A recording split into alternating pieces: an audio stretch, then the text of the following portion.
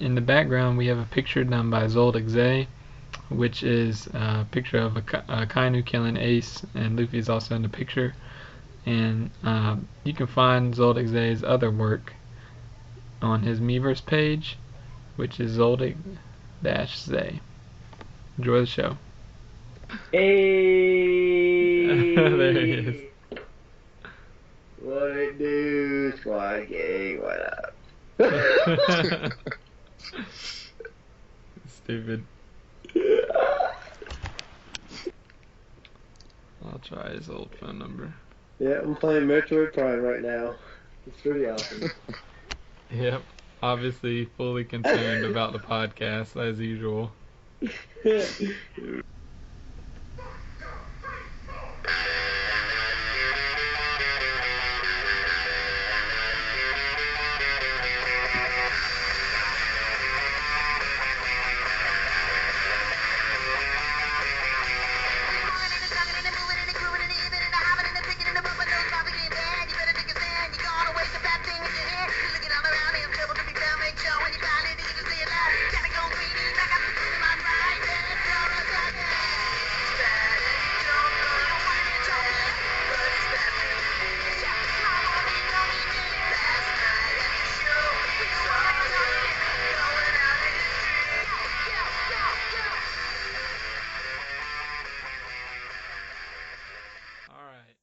What's up, ladies and gentlemen? We're back in full effect today with episode 14 of the TK Podcast.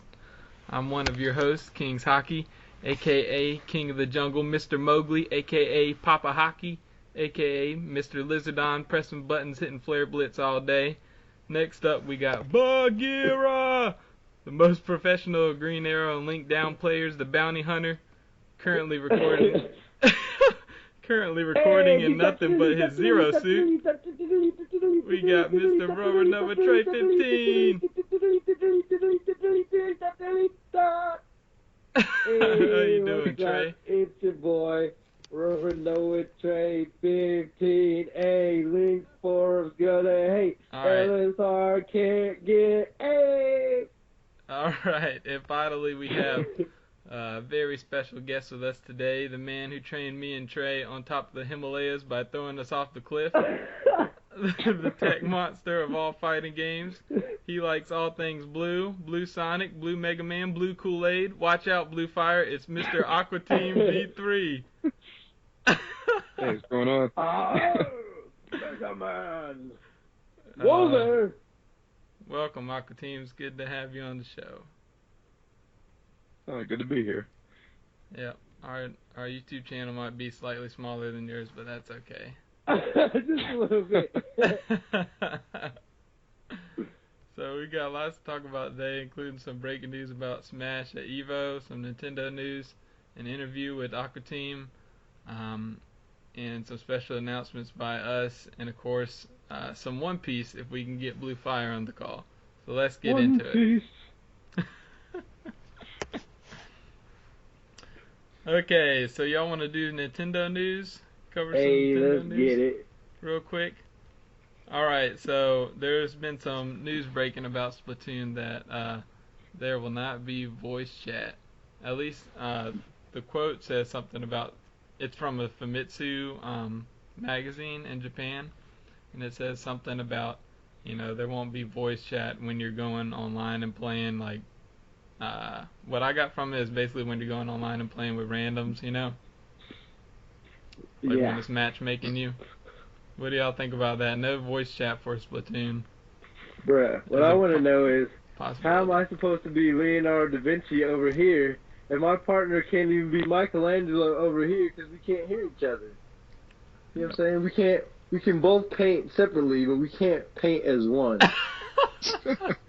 I was wondering where you were going with the artist thing, but now I got it.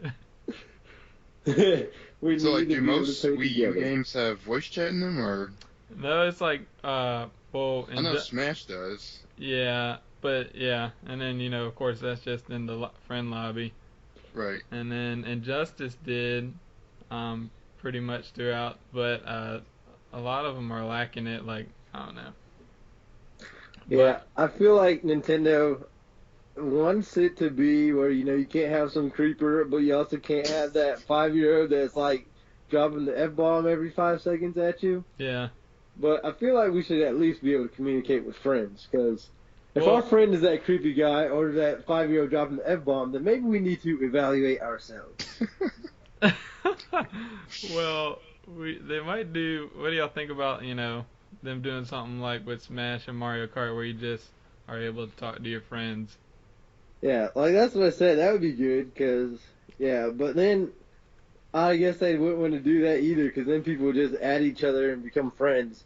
Unless it was like 3DS Smash Bros. Where you couldn't even see the names of the people you're on, because I mean, otherwise you could just go and add them anyway. So Right. I don't know. But like I said, even if that's never gonna stop people from spamming your message box with "Hey, you suck," or Yeah. So I don't know. Yeah, I think Nintendo's trying to push that family-friendly thing, because, like, if you're on, like, PS3 or something and somebody beats you in a fighting game, they can just send you a message and cuss you out or something. But, like, Wii U, you can't really do that, so they probably want to stay away from that. Oh, you can do it. You just have to. You're just even stupider. They just send you a friend request and do it. Like, I had one guy, I beat Smash Bros. I beat him, and he goes, "You play like a scrub punk, but I guess you're worth another match." I'm like, bruh, I'm not gonna add you. But, like, why would you accept somebody's friend request when you're not really... I'm like, okay, so pretty much what you're saying is I beat you and you hate me, and yeah. Yeah, I mean, you can go rant to the Miiverse or spam the person's spam the person's wall. You can do it in a way where it's not going to be caught by the mods too, Yeah. And Miiverse is hilarious. Yeah, Miiverse is awesome. Yeah. Miiverse drama, aka Casey Ghost, aka Philly Jason, aka Psychotic Dreams, aka Meditiliama. So before we let Trey go off too long, our next piece of news is about Pokken Tournament. Did y'all see the new trailer for Pokken Tournament? I saw there's Pokemans on the screen. Oh my goodness. It kind of looks like those like Naruto Storm games. That's what I was saying. Right. Yeah, that means bad news for me and Trey if we're fighting you. I saw like Pikachu doing like Kazuya's electric god fist. I was like, what? Yeah. Yeah, that's what I said. It reminds me of Naruto mixed with the Dragon Ball Z games, where you can't go nearly as far as those games, but it's still got the free roaming 3D. Well, I'm talking to a master of the DBZ games over here, just in case y'all don't know. And, yeah, but it kind of reminds me of that a little bit. Yeah, that's what I was thinking. It has like that part. It's weird because it has like a part where it's 3D, kind of free flowing, and you are able to shoot stuff. But then there's a part like if you do certain moves, they say it locks you into kind of like the Tekken mode. So and then it's all within like a little arena. There's like a wall, like kind of a see-through wall around it. Yeah, so it looked pretty cool. I wonder if it's gonna have the same kind of like controls as actual Tekken when you're close up. Yeah, that would be sweet. Well, I don't know. I could use a little bit of differentiation between the Tekken controls because Tekken's not my favorite one.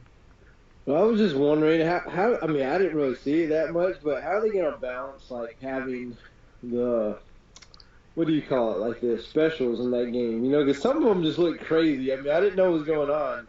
There was almost like a lock-on with a far-range projectile. I'm like, how does that work? Yeah. So, I mean, I don't know if it's like kind of like in DBZ where you have like a button where you can like block it, or smack it away type thing, or. Yeah, I don't know. Yeah, I'm sure you probably can't deflect it like DBZ or something, but. That'd be kind of weird, you seeing Pikachu smacking like fireballs away or something. And it'll be interesting to see if they hopefully they probably shouldn't do this, but they play into the typing, like electric's good against water, stuff like that. Yeah. Yeah, we probably can't do that in a fighting game. That'll make it broke. Counter picks, yeah. That'll make it broke. Counter picks will be real. I mean, I guess you could do that, but they're not doing it. If it was going to be like a team, you know, like almost like a team attack thing where you could pick like 3 Pokemon and then you could kind of do it.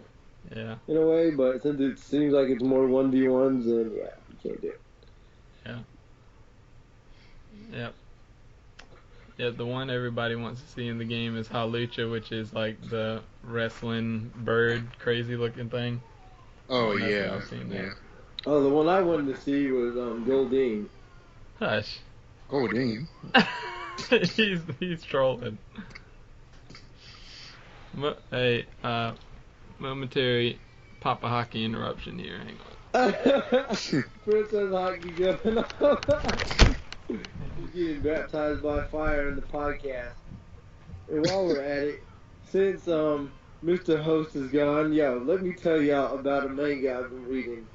The manga is called Kingdom. Bruh. This manga, yeah, bruh. What's it about? Okay, it's about, well, it's kind of a spoiler if I tell you all what it's about. But I can still tell you all what it's about. Okay. So, it's about this guy who, well, his name is Shin, and him and his friend, no.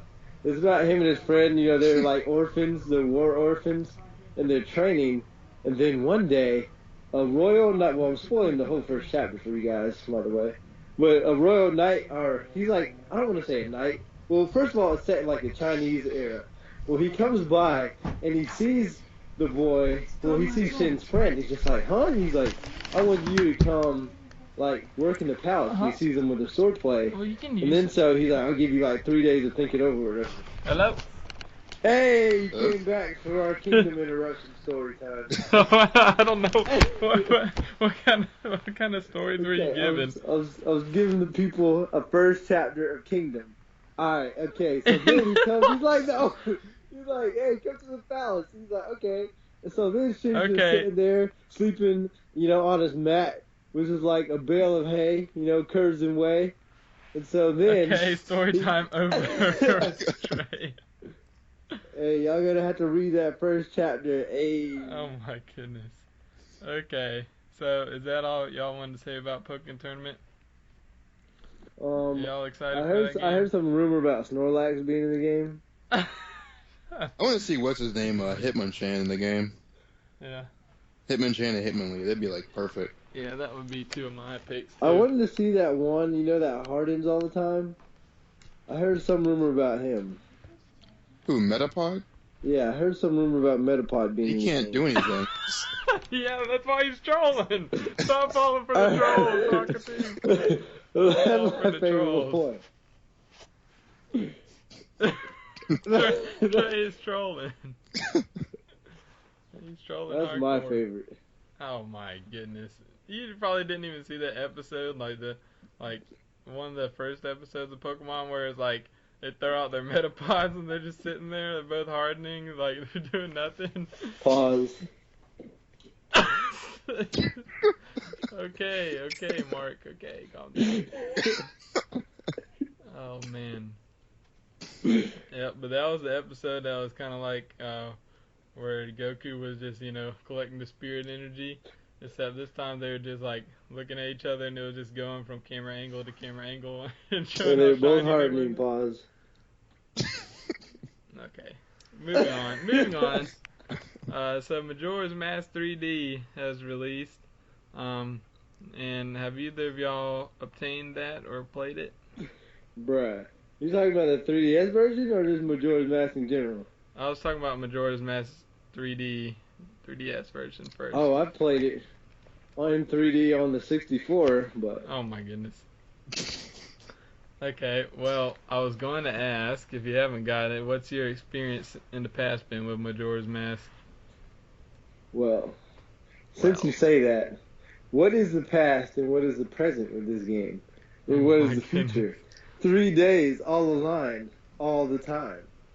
Yo, my experience with this game it was pretty cool. You know, it's on my top 10 games of all time. Spoilers. Although not a spoiler if you're not on Miiverse. Okay, but I would say, you want me to talk about it now or might I talk about it later? Just talk about it now. Good gracious. I'll give the people what they want. hey, all you people, listen to me. Not your okay. top 10. Just talk about Majora's Mask like I asked, you crazy person. Okay, my bad, y'all. My bad for the people. Shout out. My bad. All right. Majora's Mask is that game. It is that game that mixes what you call Groundhog Day with impending doom. It would be like Groundhog Day if Groundhog Day was going to explode. That's what this game is. You're not. A miraculous birth of two games mixed together as one. Do you see what I have to deal with? That is what this game is. See, what I like about this game is, the whole fact, when it first came out, everybody's mad because no adult Link. But then, we started to get over it because, you get to go, you get to play your ocarina, you get to go, forward. And this was like the first game for me, at least, besides Banjo-Kazooie, where you got to, turn into like different things. I don't think you got to do that in Ocarina of Time. So it was cool and annoying at the same time in this game. No, but I mean, you got to turn to like, different animals, maybe, whatever they're called. Yeah. Although Twilight Princess tried to do this again, but failed. Yeah. But it was still pretty cool. Is that the one where like a wolf or something? Yeah. Oh yeah, that wolf. He was so gimmicky and so useless. Yeah, and so this game was cool. I remember like the Zora had the guitar, Goron Boy had the bongos, and the Dooku Scrub, who everybody hated, had the horns. Oh, that's beautiful. Yeah. Okay, exactly what it sounded like. AquateamV, have you played this game before? I haven't played it, actually. I should go back and see if I can get access to it or something. Yep. Emulators. Who said that? Emulators. Okay, well, my experience with it was kind of like the typical experience of where you try and play it, and then it's just so frustrating. You put it down, you try it again and again and again. And finally I got like pretty far in it to where I had like all the three, like the Deku and the Goron and the Zoro mask or whatever. I remember I had like all those. Yeah. I had like all those at least. I don't remember how far I got, but yeah, I never beat it. So that's.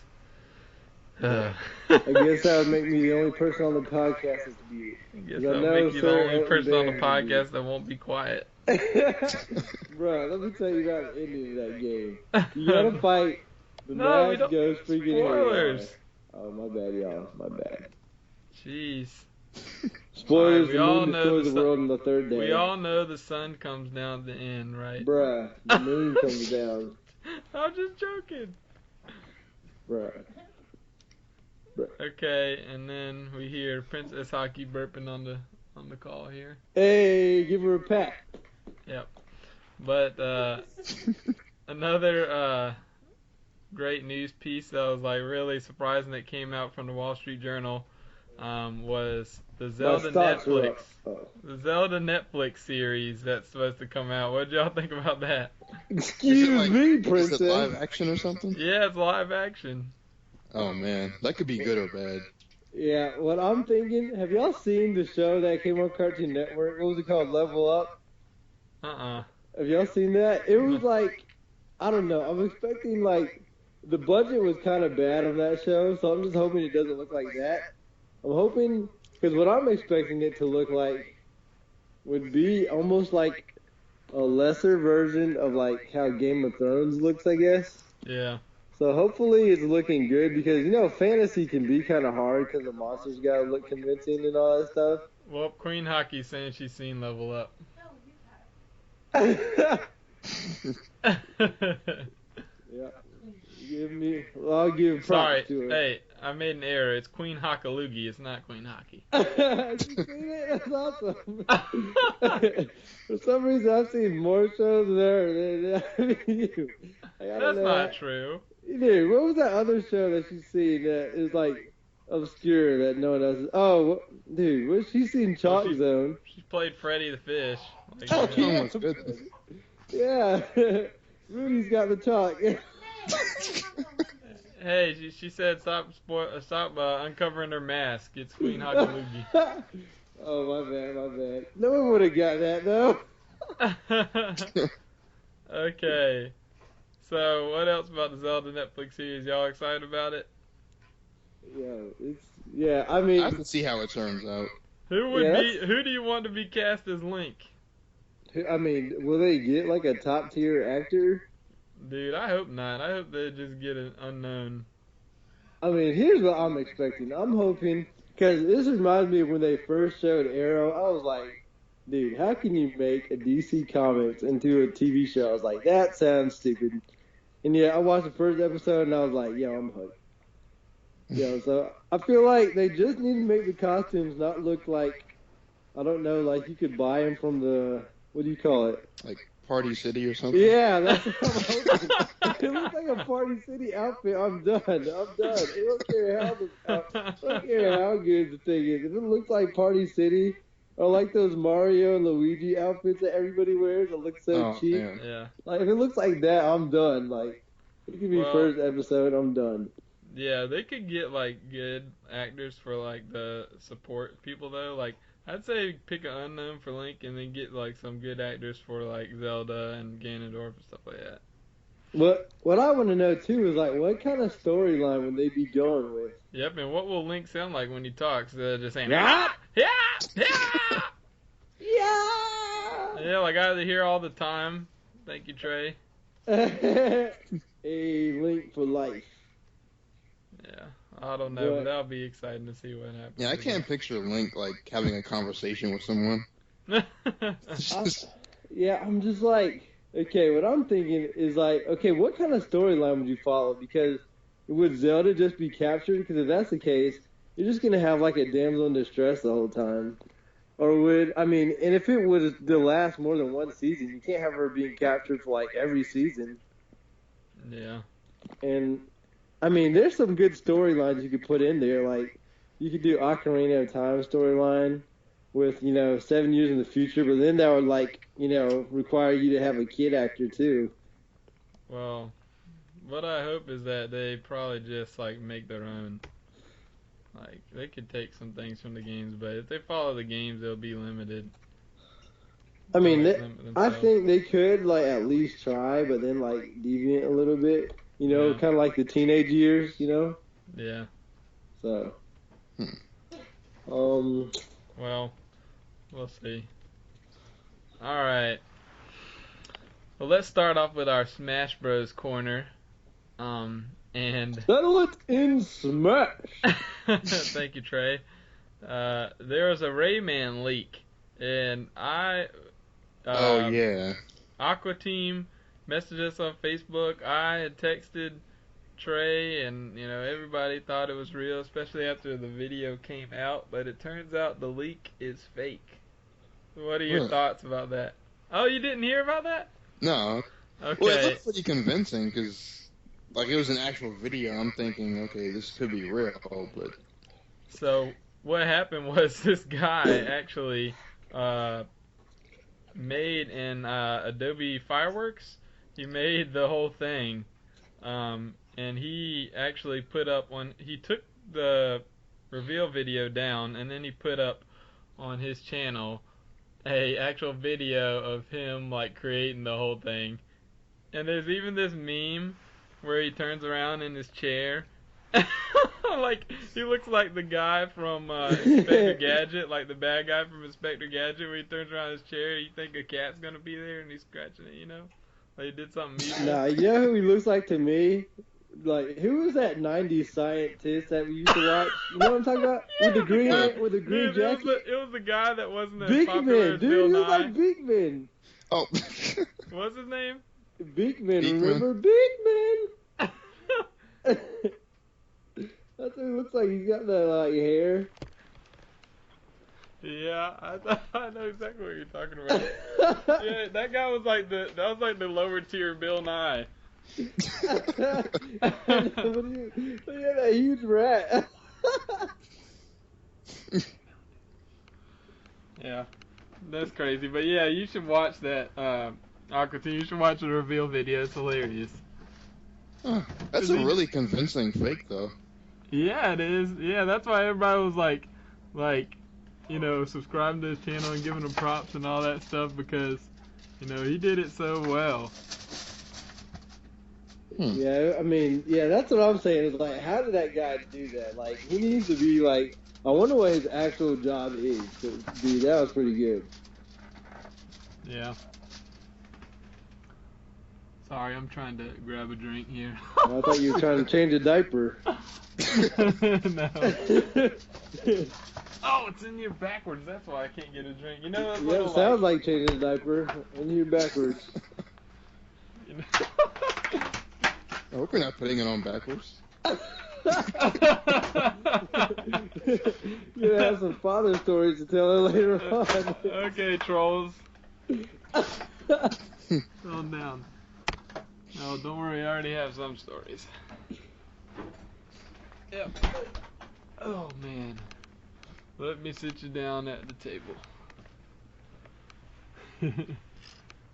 That's definitely changing the diaper. Okay, anyway. Anyways. So, with the Rayman leak, it brings up the question, will there be DLC after Mewtwo in the big patch coming up? It wouldn't surprise me.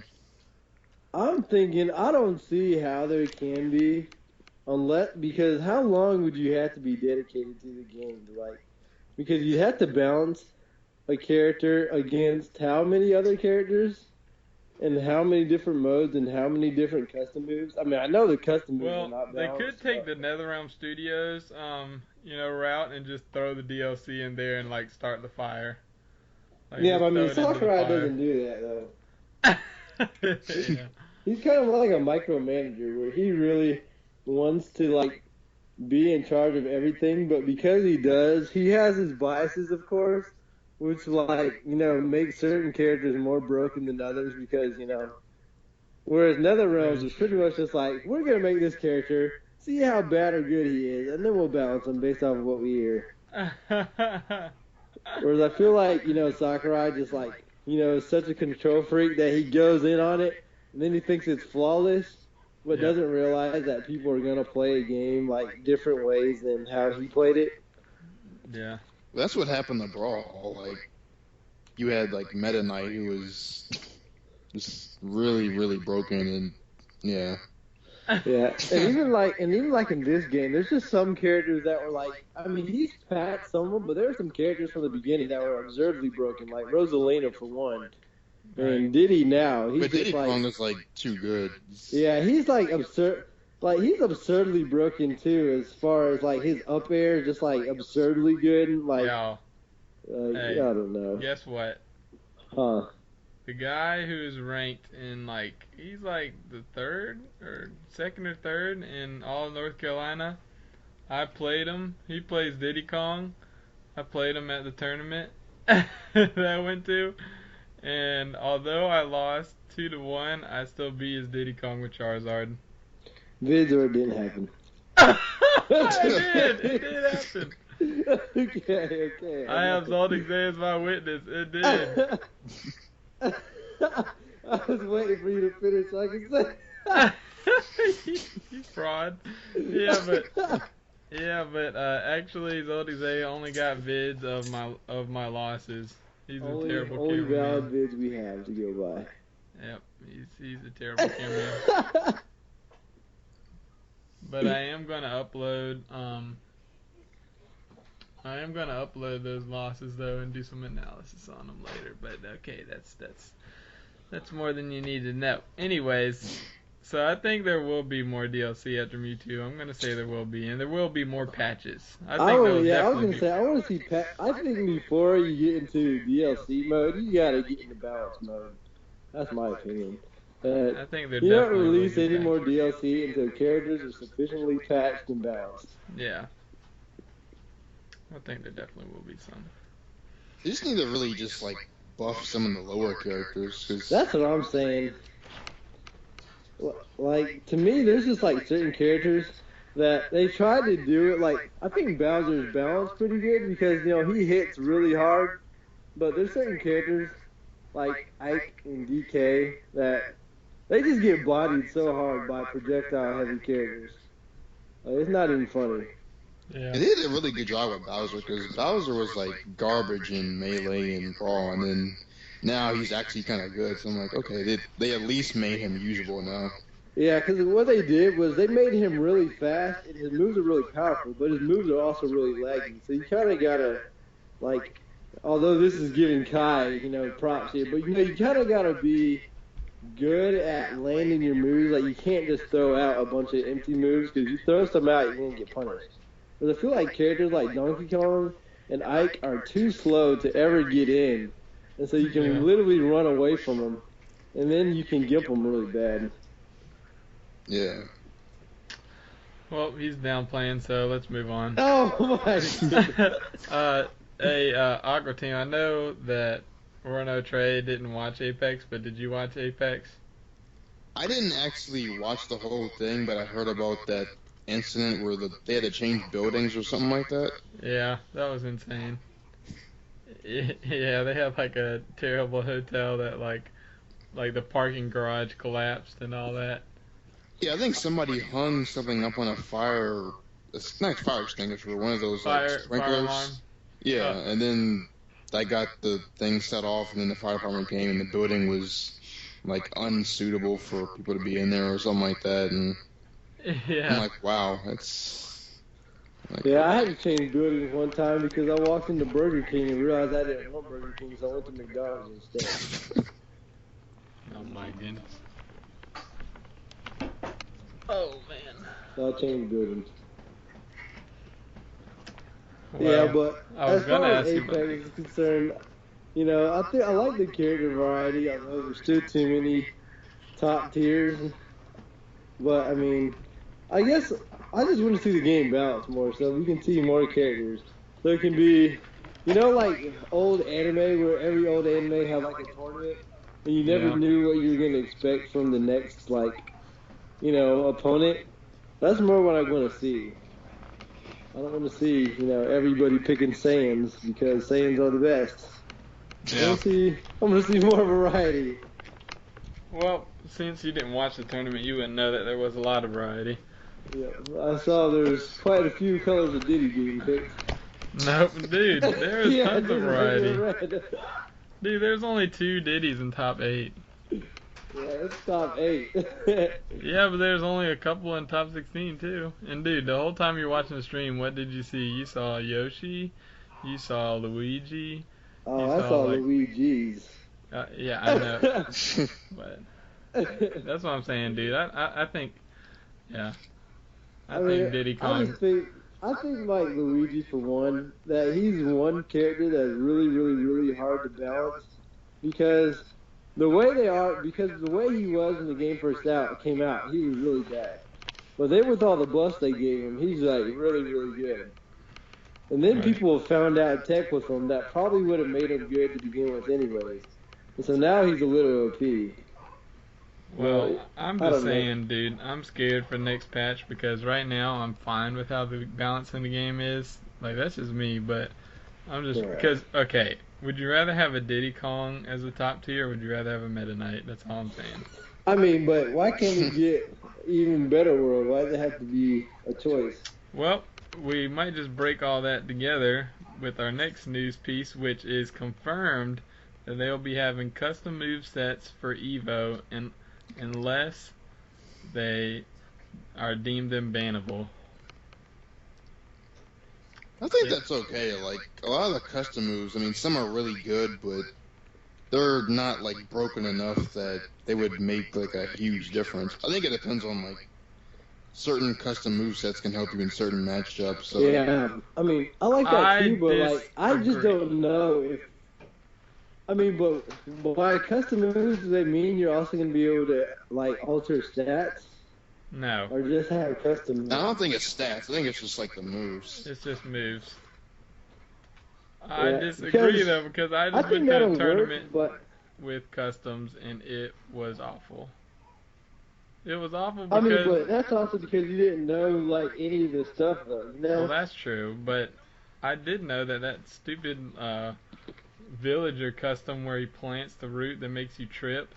Oh my goodness, dude! I knew what it did, but I couldn't stop it. Like, that made the Charizard. I mean, but I'm saying, you didn't really have like a lot of like, I know what you're saying. That, like, saying you couldn't really counterpick for it because you didn't know, like, the one thing to know what a move can do is another thing to actually play against it. Yeah, so I'm saying if you had played against it before. And how that matchup felt, it felt like the Charizard Villager matchup went from like a 4-6 in Villager's favor to like a 2-8. It was ridiculous. You could just camp me out. And they got I'm saying this once you get used to the moves, yeah. Yeah, I'm willing to see you don't it. really see them when you're playing online. Like, online, everybody's using the standard stuff, so you can't really practice against it that much. So when you see the tournament, it's like, oh no, what do I do? Like, you might get bodied by like a move that you've never seen before, and it might not even be that good. You're just unfamiliar with it. Yeah. In Aqua Team, so what you're telling me is you're gonna practice with me with custom moves. and also, I might have to request some Mega Man matchup, practice, because I lost to a Mega Man at the tournament. Yep, I got bodied. Mega Man's really like, he's awkward to play. Like, it's not easy at all trying to play that character. Like, Mario is like really fundamentals based, with Mega Man's like, you have to go around and shoot lemons at people half the time, and you trying to find out which trajectory to use, and yeah. So this is how the Charizard versus Mega Man matchup goes. Mega Man gets like right about in your face, and then he hops up and down and shoots pellets, and you can't press Flare Blitz because he gets stuffed by the pellets, and you can't move anywhere because if you try and jump, he's going to be right there and hitting pellets, and if you try and move forward or try and swipe, it's going to get stuffed by the pellets, so you can't do anything. Let me see why I converted, why I went full-time Link. Literally, Mega Man is the character that made me switch off of Ike in Donkey Kong, or Yeti Kong. Mega Man's the character because I realized that no matter how good or no matter what I tried to do, that pellets would stuff all of it. That stupid move that does like less than like 2%, like only does like 1% damage, stuffed my whole like plan. I couldn't move.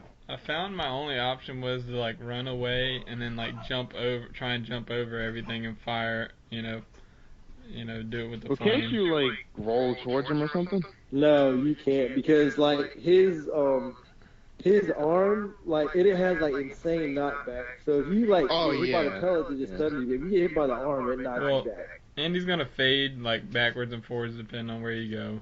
Okay, so yeah, if he was standing still, you could do it, but if he's like moving around, then it's tougher. I fought that. Never again without Link. I'm gonna upload that matches. I got bodied. I got destroyed, dude. Yeah, see, that's what I mean about matchups. Well, I wouldn't have had that same problem at all because I would have had Link. And I know how to fight Mega Man with Link. Yep, I didn't want to be a fraud and switch to Pikachu. Oh, I would have done it. There's no such thing as being a fraud when it comes to a tournament.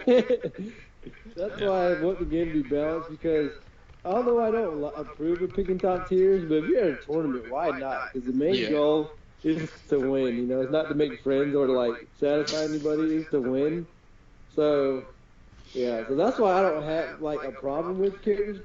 With people picking broken characters, but I mean that's why I want the game to be balanced.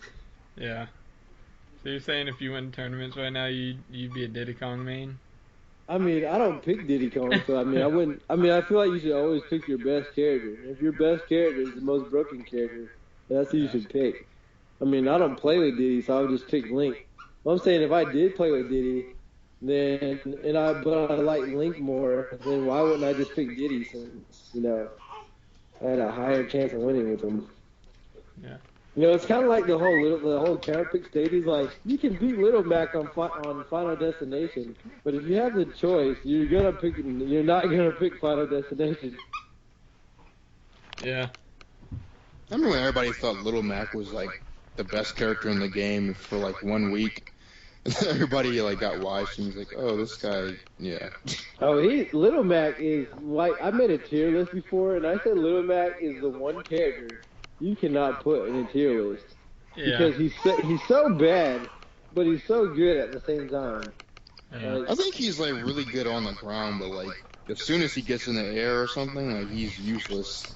But he's like really, really weird because, he can technically lose. Like, you can kill him in like 2 seconds, but he can kill you in like 2 seconds.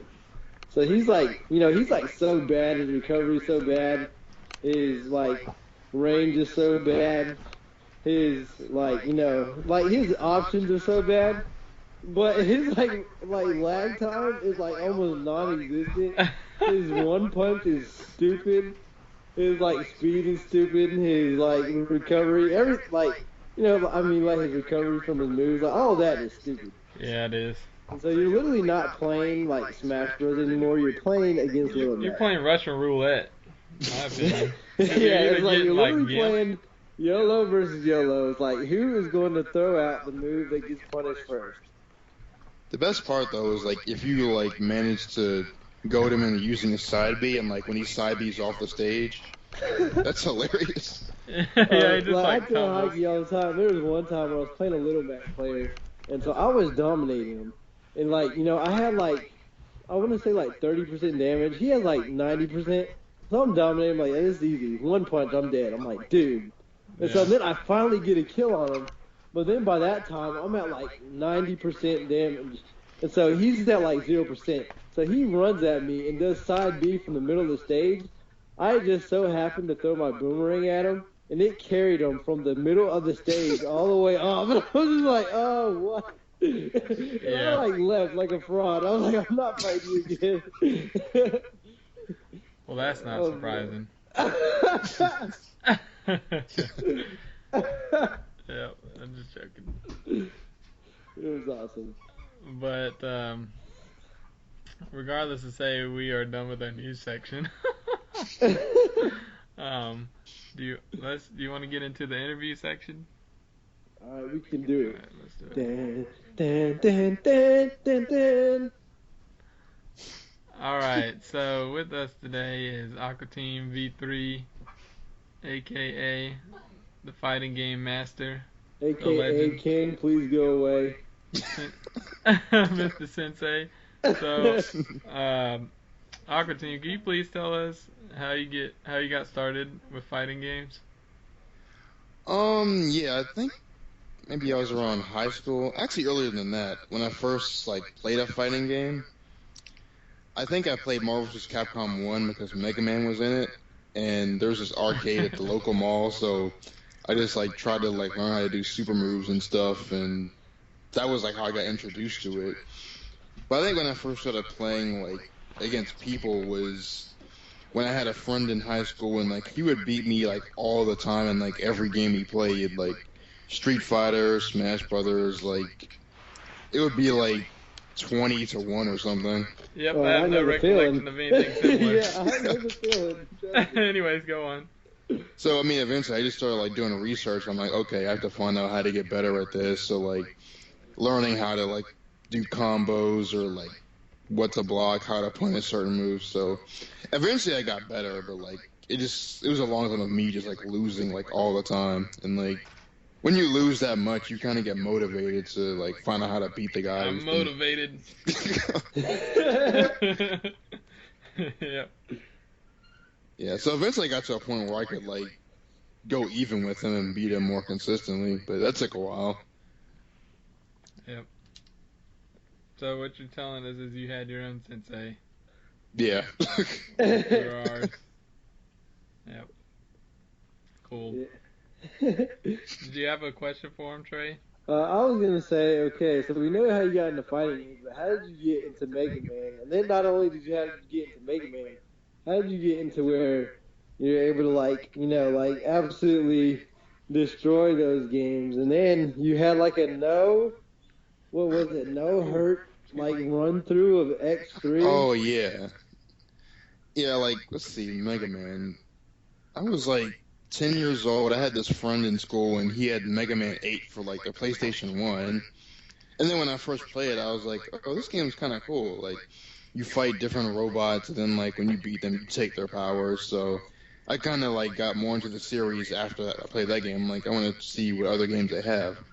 So I guess over time you just play the games more and you kind of get used to like how they feel, and like eventually you get to a point where you're like, okay, I want to see if I can beat like bosses without taking damage, or you do that and try to figure out like how to beat certain stages without taking damage. So once I did that, I got to a point where I just did this like run of like Mega Man X4 where like I just did like no damage completely. I didn't do it all at one time, but I kind of like did one stage per week or however I did it, and just compiled it all and put it on YouTube. So you mind shouting out your YouTube or page or the title of it or anything? Oh yeah, just youtube.com/AquateamV3. Yep, that's we'll it. Give you more chances to promote to it then too. But yeah, most people try and do that stuff. Like I remember trying to beat, Aladdin with no damage and stuff like that, like all the different games. But most of us don't succeed.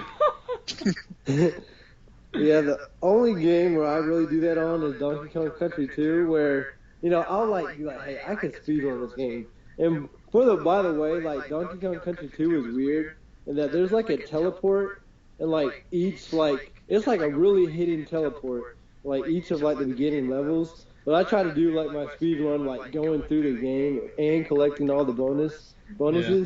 And like I'll usually get to like maybe the Thursday, and I'm like, I'm done. Like, stop. I get hit. I'm like, I'm done. Yeah. But it's really fun to do that with like games that are really good. Like Donkey Kong Country 2 is like one of those really good, like classic platformers. Oh gosh. Yeah. That game. Yeah. Spoilers about you more about that game later. Yeah, I was gonna say don't feed him.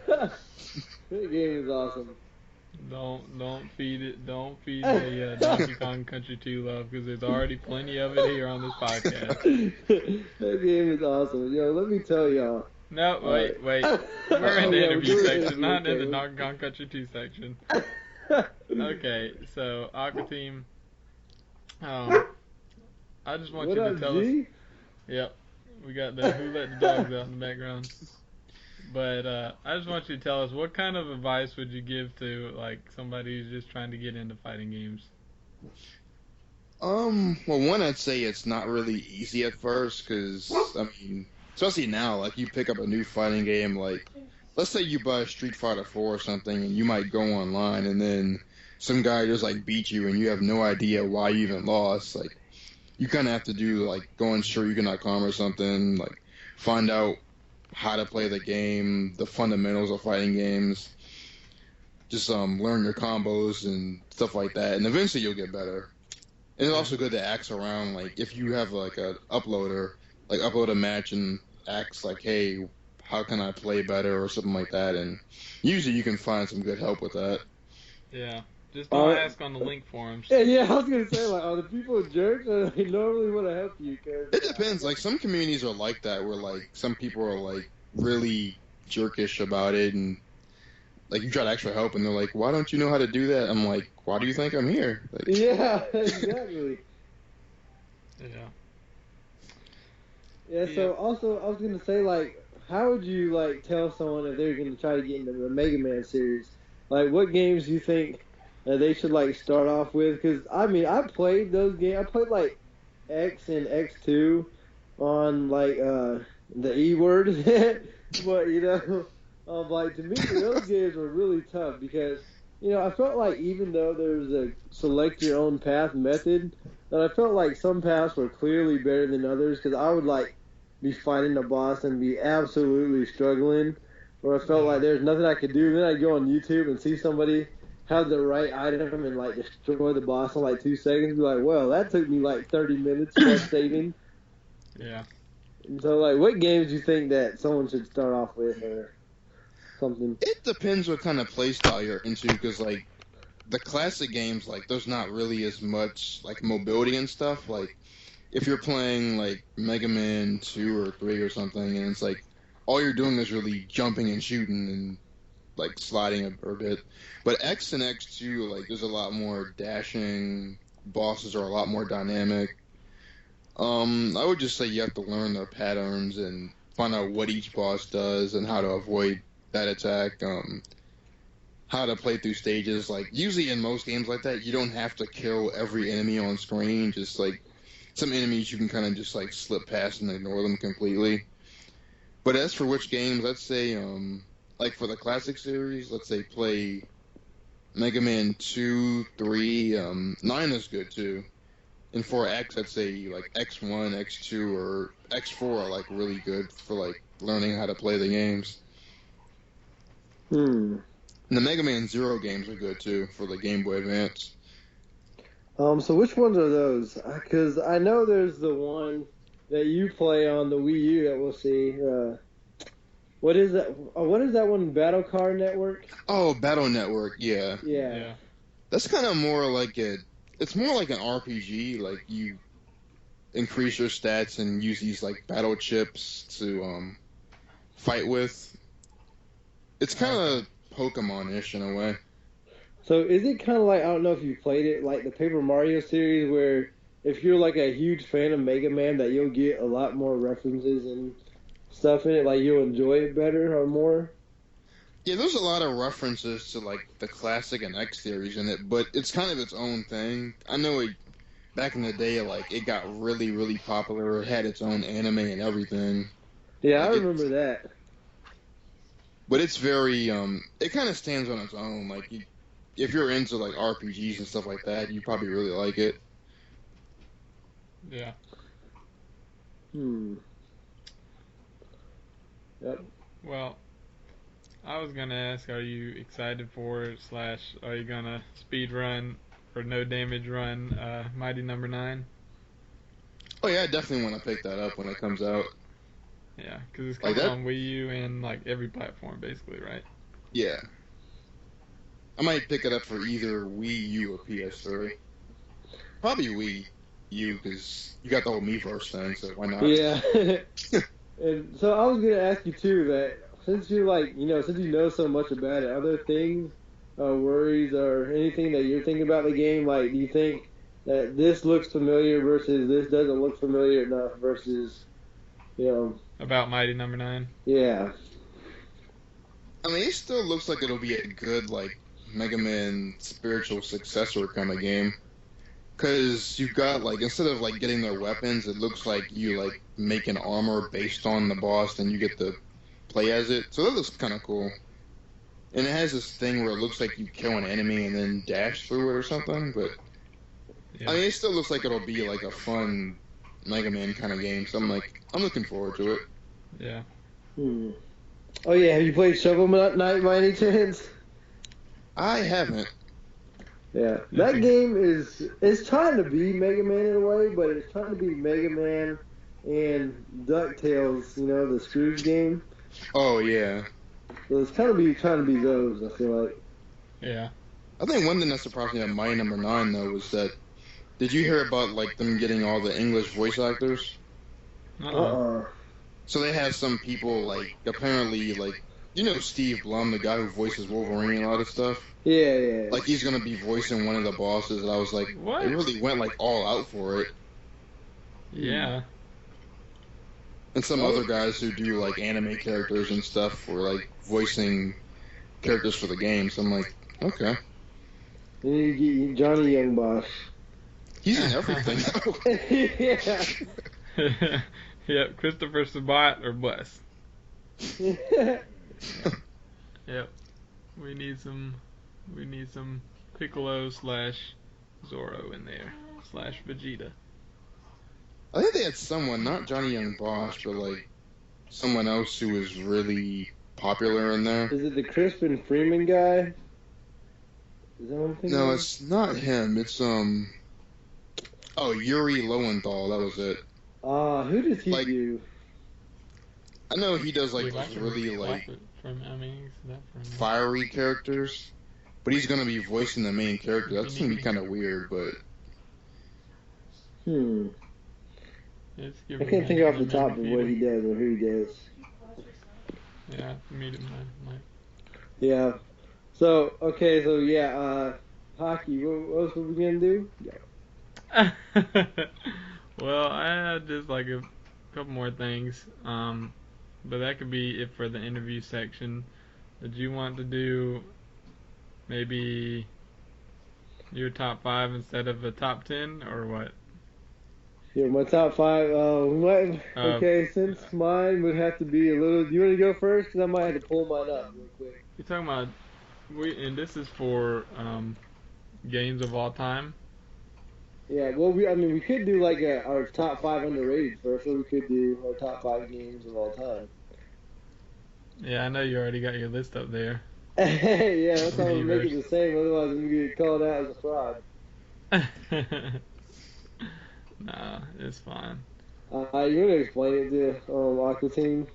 Yeah, Trey would like us to, list our top 10 games of all time, our top 10 most overrated games of all time, and our top 10 most underrated Not overrated, games. but top 10 underrated. Oh, underrated. Okay. So just your top 10 games of all time and your top 10 underrated games of all time. Yeah, I might have cheated a little bit since I already made my list, though. Does that make sense there, AquateamV3? Yeah. At the very least, I'll at least have like a top 10 for like, just in general. Yeah. Yeah, and like, I don't want to spoil it for you, but the way that I did mine was I did mine mostly single player because I felt like, certain, like, the reason why I didn't include like Smash Bros. Or anything was like I feel like those games are really good, but it's like, sometimes it depends on who you're playing too. Like, I feel like with me, at least multiplayer games can be really bad if everybody you're playing against is really bad, or if you're just playing against a computer. So I almost like want to have like a multiplayer list and then like a single player list. But do you want to make this one just single player? Yeah, so we can just do single player, and then we can like just single player games. Yeah, because it's like different. Because like we were like talking before that like Injustice, like what I was saying that I liked Injustice a lot, but I don't know if I would have liked it nearly as much if we didn't like have like other people to fight against, like the Miiverse community. Yeah. I thought Injustice had a good story mode compared to most fighting games, though. Yeah. Like, most of them, it's just like, okay, you have arcade mode and then versus training, and that's it. Like, this one, I'm like, oh, there's an actual story. It's cool. Yeah, like, you grab Street Fighter, and there's literally, like, no story mode. Yeah. It's just like, go through arcade mode and... Or Tekken the same way. And I guess that's one thing I always kind of liked about Mortal Kombat, especially in the newer one, was, the story. Oh, yeah. But before we get into that, have you seen the new, like, Mortal Kombat? Well, there was a listener question about that, so we could do that at the end if you want. Okay. Well, yeah, I was just gonna, like... You hype over it, I know. Okay, so here's my top 10 underrated games. Well, okay. My top 10... For number 10, okay, I got Oregon and the Amazon Trail. I really like those games. I feel like no one ever looks at those games as being good. And so I just thought I would give them a shout out. Oh, and for my underrated games, I meant games that are probably not going to be on anybody's like top 10 list. Or you're probably not really going to see them anywhere near top 10 list on like, like on forums or... Right. Like a gaming, like IGN website. So this is what I mean by my underrated games. Okay. And then at number 9, I have Injustice, because I felt like the story mode was pretty good. And I felt like the mechanics overall were pretty good for, a game that, they pretty much worked the ground up and, like, built a new system, the trait system. Although, I've said it before, that system was clearly flawed, because some people's traits were, like, way better than others. Right. Batman. Okay. And number 8, I'll say, was Fire Emblem The Sacred Stones. And this game I put here because if you ask anybody what their favorite Fire Emblem is, they're probably going to say Fire Emblem Awakening or Fire Emblem the original. Or they might, might not have played the GBA one. So they're going to say, like, the one with Ike in it, which was like, I forgot what it was called. But yeah, they're probably going to say one of those. I felt like Sacred Stones was really good. Because it was the first Fire Emblem that I played where you didn't have to go the main story route. Like, you could just fight, like, bad guys. Like, you could do the grind thing. And so it made it cool. And that's what Fire Emblem Awakening did. And everybody's like, wow, this is so revolutionary. I was like, oh, they did that in Sacred Stone. Yeah. And then, number 7, I have Legend of the Mystical Ninja. because, bruh, that music, though. That music. And yeah, it was really good because it's kind of like, the game is weird. It's kind of like Super Mario World graphics mixed with like Turtles in Time type gameplay, but with like the RPG element of like Zelda 2 and like, man, Secret of Mana. So it's like really weird, but really fun. And then number 6, I have Lego Island. I don't know if anybody else has played that, but yeah, nostalgia rules here. Yeah, the game was really fun as a kid, so yeah, I liked it. Number 5, I have Mario Luigi Superstar Saga. This was the first RPG I ever played.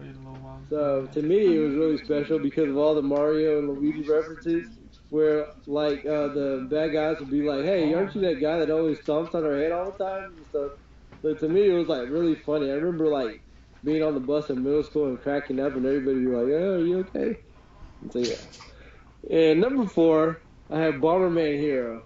In this game, okay, when I was a kid, when I was a wee lad, okay, I was really picky about the games I bought. So I saw Bomberman Hero. I knew the Bomberman series was cool, but I was never gonna buy it because I was picky. I knew Nintendo ruled and all that. But so on my birthday, a friend bought me Bomberman Hero, and I was just like, okay. So I tried it, and the first time you hear Bomberman's voice, you're just like, what? He's like, yay, I did it! It was like, is he a little girl? but yeah, this series was really, I mean, this game was really good. It was like, this was one of those games that was like, stupid difficult at times. Like, the design was pretty bad at times. But it was like really fun because, you know, you felt like you were the man when you completed a level or you collected all those jewels, because it would be unforgiving. Like, you could do the whole level, and there's a box right there. You're like, oh, I got bombs, I got to destroy the box. So you throw it and blow it up. Then you realize there was a jewel above, and you had to jump on the box. So you got to play the whole level all over again just to get that stupid jewel. And so it kind of like tested your patience when you see a box. You're like, okay, don't break it, don't break it. And number 3, this game is a cheat because I literally just beat it like about a week ago. But maybe a month ago. But Apollo Justice, which is the spiritual successor to Phoenix Wright, and this game was really good. I didn't want to play it because I was like, Phoenix is the main character, and I'm not gonna buy it. But lo and behold, I got it for Christmas. The music is awesome. The game is awesome. They had a cool twist at the end, and yeah, it was good. Number 2, I have The Sims 1 through 3. This game, the reason I liked it, and the reason why people are like, what, The Sims is good, is that this game is like literally addicting because you can make your person like become a computer hacker. You can like make them play video games, and like you can enter online tournaments in the Sims world, of course. You can like rob stuff. You can enter karate tournaments, and like just all the stuff you can do in The Sims, which is like so funny. Especially what they did in The Sims 3, where you can literally get like a sensei and like train. Yeah, I mean, it's really good and addicting. You'll be like, oh, this game wasn't that good, and you look and you've been playing it for 5 hours, and you're like, oh. And so yeah, that's why I put The Sims there, because it's really good. And my number 1 game on underrated list would be Elite Beat Agents. This game was awesome. I played it all the time in high school. I was at that point where I was like, I don't really like my DS. But then I got this game, and I was like, man, I love my DS. I mean, it was really good. This is one of the most underrated games because it was just really fun. And they kind of got into the whole Dance Dance Revolution craze and the whole... I don't know if Guitar Hero was really a thing then, but they definitely stole some vibe from the Dance Dance Revolution craze. And they made a really good game. And although these characters have disappeared from Nintendo since, it was really good. So that was my top 10 underrated games. Yep. Yeah, I know y'all probably tired of hearing me talk. Sorry. Sorry, I was dealing with Princess Hockey a little bit while you were on your rant. Yeah, so if anybody else want to talk about their top 10 underrated games, I know it might be hard for AquateamV if you didn't have a list already prepared. I'm kind of writing one now, but I got. Okay. So I don't have 10 yet, but. Well, yeah. Okay, so if you're doing that, yeah, I guess Hockey could do his like top 10 games of all time or something. Well, I could do an underrated list. What, are you trying to doubt me? Oh, you got one already? I can make one up on the fly. On the fly. It's not a problem. We just might have some Princess Hockey hiccups in between. Yeah, I was gonna say. She's like, objection. Yeah, but let me look at my list of games I completed. Okay. Alright, since y'all are working, I might just go for a victory lap and do my top 10 games of all time. You want to do that? Okay. Okay, here's my victory lap. Alright, everybody's gonna be tired of hearing me talk. Number 10, I got Sims 1 through 3. Although it was rated high on my other list, it's down here, no explanation needed, I just really liked it. Number 9, Streets of Rage 2. I played this game on emulator because I had always gone to my cousin's house and we played this game, and we would probably never get past the 3rd level. But then I played it, that was when I was like maybe 5 or 6. But then I played it like, college years, and then, I played it, I knew actually how to like use the special moves, and I knew how to like, I had better footsie skills and everything, so I was able to beat it on hard. And that last boss was pretty stupid when I fought him, but yeah, I was able to beat it. Really fun. Number 8, Majora's Mask. Why do I love this game? I love this game because I like Groundhog Day, and so, and I love Zelda. So you mix the two together, and I really like this game. I thought it was fun because you could like literally spy on people, and you would see that they would do the whole thing over and over again. So it was really funny. You're like, hey lady, I know you're gonna get robbed at this time, or you could be like, hey, I know that you're gonna be abducted by aliens at this time. So to me, it was really fun to be able to like know everything. It was pretty cool. Number 7, Elite Beat Agents. I already explained it, self-explanatory. Number 6, Tales of Symphonia. Why do I love this game? This game is really good. Like I said, I didn't play too many RPGs because I hate the whole take your turns thing. I gotta go. I'm like, no, I gotta go ham. Well, this game mixes the RPG element with it allows you to be able to fight. So the fact that I was able to fight and while I was grinding made me like it a lot, and the story was really good. Had that anime plot twist at the end. Yeah, it literally took you for like 3 plot twists. I don't want to tell you, but I thought all the plot twists were pretty good. Yeah, I know what you're talking about. Oh, Tales of Symphonia? Yeah. Yeah, me too. I've almost beat it, but I didn't beat it quite yet. Yeah, you know what plot twist I'm talking about? Yeah, I think so. Yeah, I mean, you probably don't know about the ending one. The ending one was like literally a loop. It was crazy. Yeah. And so, my number 5 game is Fire Emblem, the first one released in the U.S., aka the one with Lady Lindis. The reason why I like this one, like I said, with Fire Emblem Awakening, everybody was like, oh, Robin was the character you get to pick. This is so cool. You get to be in the game. Well, technically, you got to already be in the game in Fire Emblem, the first one. And the reason why was because you were like the strategist, and so Lynn would always be asking you for advice and telling you where to go. Like, you weren't actually a fighter, but, she would just, like, talk to you. So it was like you built a connection with her. Like, Eli would and Hector would be like, oh, we trust you because Lynn trusts you. And so it was really cool, and the game was really good. And in my opinion, had the best story in all Fire Emblems that I've played. And number 4, I have Ace Attorney 1 through 3. I couldn't really separate them because I played all 3 of them around the same time, and they're really good. The last case of like every game is like always outstanding. And the thing about how Phoenix Wright works is that the 4th case will tie the whole game together. And so, every case will be like its own thing, but the 4th one will tie a case together.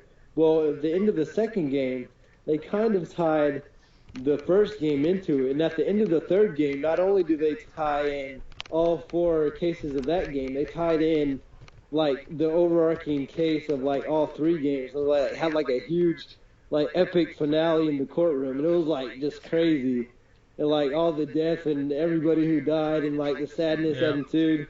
Not for the faint of heart, I'd say. It was like Hunter x Hunter when they went to the auction. Yep. And so then number 3, I have Zelda Ocarina of Time. This game, is probably on top of everybody's list, or in some way or another who's played it. And the reason I like this game was because I really liked the Zelda story. I felt like it was the best Zelda story. Although, they always reuse the story, like Twilight Princess really did almost like Twilight Princess was pretty much Ocarina of Time, just like the remake, and which made Twilight Princess not as good. And so Ocarina of Time was really good. You got to travel back, and you got to see what happened to people 7 years in the future. And, you know, it's kind of like you could see people from high school, and you could just fast forward 7 years, and you're like, oh, so that's what you're going to be like. Oh, okay.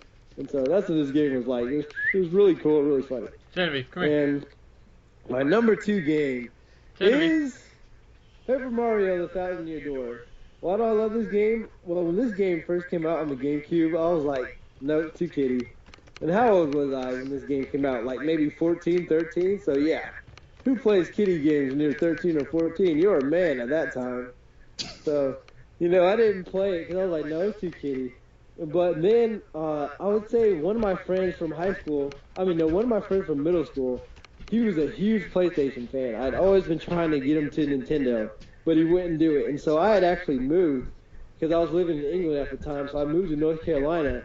And so then it was like maybe like 4 years later, and so I called him, and he's telling me, he's like, oh yeah, I was playing Paper Mario 1000 Year Door. I was like, dude, what? I was like, you know what I'm saying, the GameCube was so stupid. Nintendo, he's like, no, well, I got one, and this game is awesome. I was just like, this is the guy that would literally not play anything besides like Grand Theft Auto and Dragon Ball Z games, because, you know, he was so grown. I was like, Paper Mario 1000 Year Door, even I thought that was kiddie. And so I was like, okay, I guess I'll try it then. So I like went out and I went to, I want to say it was like Rhino's Games, because I don't even know if GameStop was really a thing at the time. And so, you know, I picked it up and I was just like blown away. The characters were really good. The plot was really good. That was probably like the most in-depth I've ever seen a game. Like, whenever you beat like a boss, you can go to like every single world, and like the little like NPCs will always have something to say about. They're like, hey, I felt that earthquake, or those.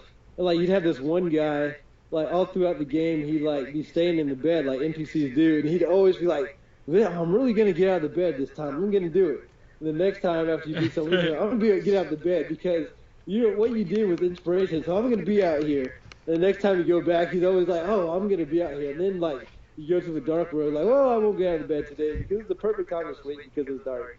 You know, and then by the end of the game, he's like, wow, everybody was cheering for you when you beat such and such. Spoilers.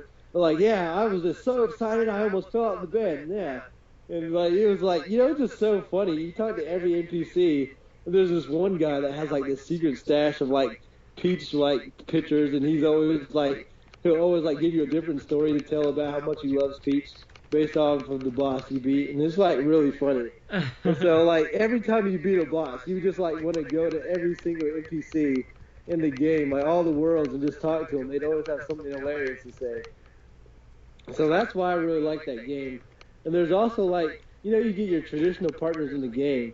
Well, there's also, like, a character, spoilers, in the game that she's always, like, you know, blowing Mario kisses and giving him a kiss, but you can actually, like, get her on your party if you, like, do certain side quests, right? And I thought that was really crazy. I was like, what? I didn't know you could do that. And you could name your Yoshi, and, like, he'll always call you the Great Gonzalez because you guys were, like, in the WWE tournament together. And so it was really cool. So to me, I was like, wow, this game is better than any mainstream Mario game I've ever played. I was like, this game is insane. And so that's why I really like that game.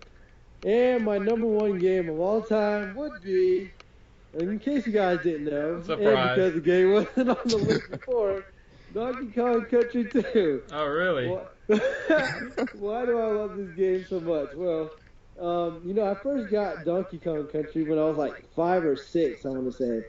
And so my mom and dad, this is like the only game besides Pac-Man they would play. And so I know I've told this story before, but like my mom had beaten Captain K. Rool, you know, the first time when the credits are rolling. And she was like, woo, I beat the game and everything. And then she runs out of the room. And then, like, he came back. I was like, Mom, you didn't beat it. She said, no, I beat it. So I, like, had to run over. You know, I didn't really play the game, but I was able to beat the boss. And I just thought that was so cool that I beat the boss. You know, and my mom was just like, no, I already beat it. I was like, no, Mom, you got back up, you know. But, and then, like, when Donkey Kong Country 2 came out, like, one of my friends, you know, he, like, came over and he had the game. And I was just like, what? Well, there's a second one? And he was like, yeah, Donkey Kong's captured and everything. I remember looking through the book, like, whoa, this is crazy. He got captured? How did he get captured and all this?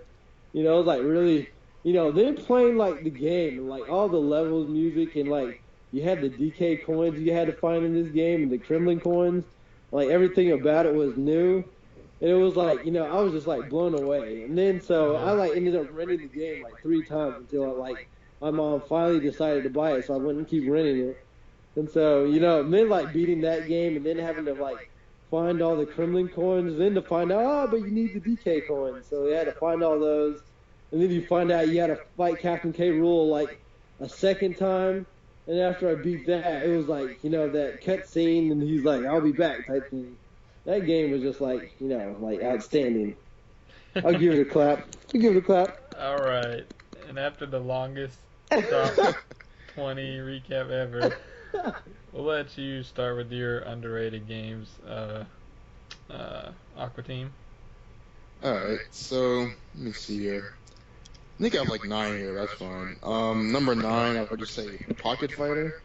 It's like a Street Fighter kind of game, but like all the characters have this like, that short anime look to them. And like, even though your special moves are limited, you can fight for gems and stuff, like, it's kind of like a non-serious version of Street Fighter, but like, there's a lot of jokes in it and stuff, so I think it's a really fun game to play. Right. Number 8, I'd say Rival Schools. It's kind of, was made by Capcom, it's kind of like a Street Fighter type game, but you have like different characters that, it's like a school rivalry kind of thing, and their fighting styles will actually have sports integrated into them. So there's one baseball player who will like throw baseballs when he uses a baseball bat to attack people with. There's like a swimmer who like uses like these diving stances and stuff. It's kind of funny to watch, but like it's a fun game, and it's like one of those really big classic 90s fighting games. Number 7, I'll say Vector Man. It was this really like hard platformer for Sega Genesis. Yeah. And like, I know that game. Trust me, it took forever to beat that game. Like, that game is not forgiving at all. Like, you make some mistakes and you're dead already, but I think it's funny how when the game first came out, like, Sega had this contest where you could win, like, $1,000 or something if you, like, prove that you beat the game or something. Yeah. Because they knew the game was that hard. Yeah, I beat on emulator. I had to play. I played it 1,000 times on my Genesis, but I could never beat it. I played it. I had the Sonic collection on my PS3, and like that game is not easy at all. Like it's really fun, but it's just, yeah. Yeah. My next one, Super Dragon Ball Z for PS2. Yeah. I know, like at the time you had Budokai was out, Tenkaichi was out, and then you had this one game that was like. It kind of looked like Street Fighter, but it had DBZ characters in it, and people were kind of complaining that the game wasn't fun because you couldn't, like, go Super Saiyan 3 and all that stuff, but it was, like, a really good fighter to me. Like, it had, like, you could do, like, different moves with the Street Fighter motions. They had some characters you couldn't normally play as, like, I think that was the first time I saw Chi-Chi in a fighting game. You had, like... You could play as, like, Ultimate Gohan using the Z-Sword and stuff. I was like, okay, that's kind of cool. Yeah. Let's see, number 5, another fighting game, of course. Tatsunoko vs. Capcom for the Wii. Oh, yeah, I know that game. Oh, yeah. Please remind me to never play that against you again.